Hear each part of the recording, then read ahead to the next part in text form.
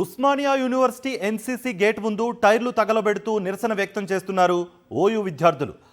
Open చేసిన షాపుల్లో, tiffin సెంటర్లలో సామాన్లు కింద పడేసి రచ్చ చేశారు ఓయూ విద్యార్థులు.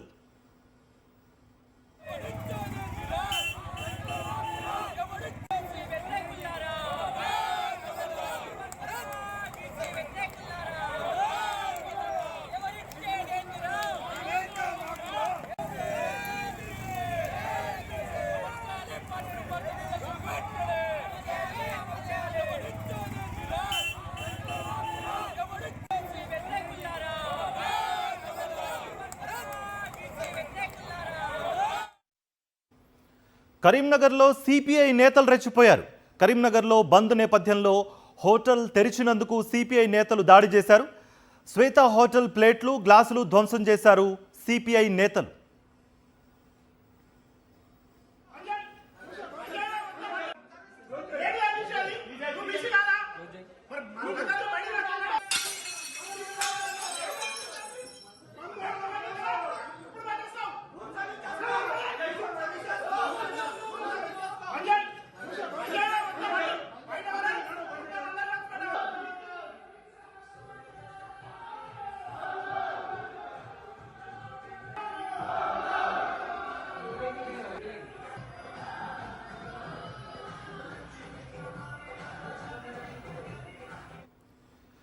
బీసీ రిజర్వేషన్పై బంద్ కొనసాగుతోంది. హైదరాబాద్, సికింద్రాబాద్లో బంద్లో పాల్గొన్నారు కాంగ్రెస్ నేతలు. బీసీలకు తీవ్ర అన్యాయం జరుగుతోందన్నారు మంత్రి కొండా సురేఖ. 42% బీసీ రిజర్వేషన్లు ఇచ్చే వరకు కాంగ్రెస్ పోరాడుతుందన్నారు ఎమ్మెల్యే శ్రీ గణేష్.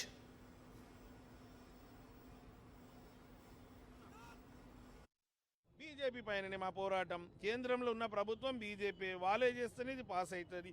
మేము అక్కడ ప్రెసిడెంట్ ముర్ము గారిని కూడా మేము అపాయింట్మెంట్ అడిగారు.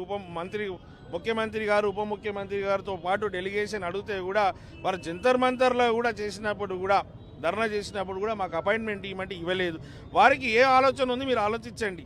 వారికి ఇప్పుడు వారు చేస్తే ఆగేది ఇక్కడ అసెంబ్లీలో చట్టం చేశాము, అన్ని విధంగా పోరాటం చేశాము, న్యాయ పోరాటం కూడా చేశాము, హైకోర్టుకి వెళ్ళాము, సుప్రీంకోర్టుకి వెళ్ళాము. దీని గురించి చేయాల్సిన ప్రక్రియ అంతా కాంగ్రెస్ పార్టీ చేసింది. ఇప్పుడు ఆపిందంతా ఎవరు? బీజేపీ వాళ్ళే. ఆపిందంటే తెలంగాణ ప్రజలు వారి కొట్టి తరిమి కొడతారనే ఉద్దేశంతో ఈరోజు బీజేపీ వాళ్ళు కూడా బంద్లో పాల్గొని మేము కూడా మద్దతు ఇస్తున్నాం. అరే మీరు ఇక్కడే మద్దతు ఇచ్చిరా, మీదే కదా ప్రభుత్వం. మీరు అనుకుంటే 5 నిమిషాలు అవుతుంది. 5 నిమిషాలు అయితే చేయకపోవడం వారిదే తప్పు. కావాలని బీసీలని ఉద్దేశపూర్వకంగానే వారిని తొక్కాలనేసి వాళ్ళ ఆలోచన. బిల్లు పాస్ అయిన తర్వాతనే మేము గవర్నర్ దగ్గరికి పంపాము.